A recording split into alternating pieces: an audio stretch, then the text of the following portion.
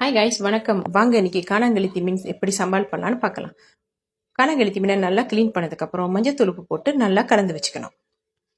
சட்டி அடுப்பில் வச்சு அது கூட கொஞ்சம் எண்ணெய் சேர்த்து எண்ணெய் நல்லா சூடு ஏறின உடனே அந்த மீன்களை ஒன்று ஒன்றா போட்டு நல்லா மொறுமொறுப்பாக பொரிச்சு எடுத்துக்கணும். ஏன் மொறுமொறுப்பாக பொரிக்கிறோன்னா அப்போ தான் அந்த சம்பாலை அதுக்குள்ளே நல்லா ஈர்த்து இந்த சம்பால் மொறுமொறுப்பாகவும் உரப்பாகவும் நல்லா இருக்கும்.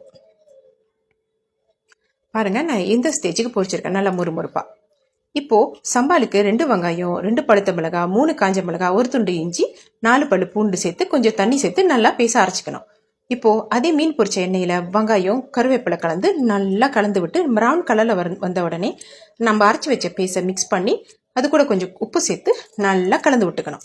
நல்லா திக்க கலந்து விட்டகையோட நல்லா திக்கா அது சுண்டி வரணும். சுண்டி வந்ததுக்கப்புறம் நல்லா திக்கா அது சுண்டி வந்ததுக்கப்புறம் தக்காளி பழம், சின்ன தக்காளி பழத்தை பொடிசா வெட்டி அது கூட கலந்து நம்ம மொறுமொறு பொரிச்சு வச்ச மீனையும் அது கூட கலந்து நல்லா கிளறிக்க வேண்டியதான். சூப்பரான காணாங்கெளுத்தி மீன் சம்பால் ரெடி. இதை சாம்பார் கூடயும் ரசத்து கூடயும் சாப்பிட்டு பாருங்க, சூப்பரா இருக்கும்.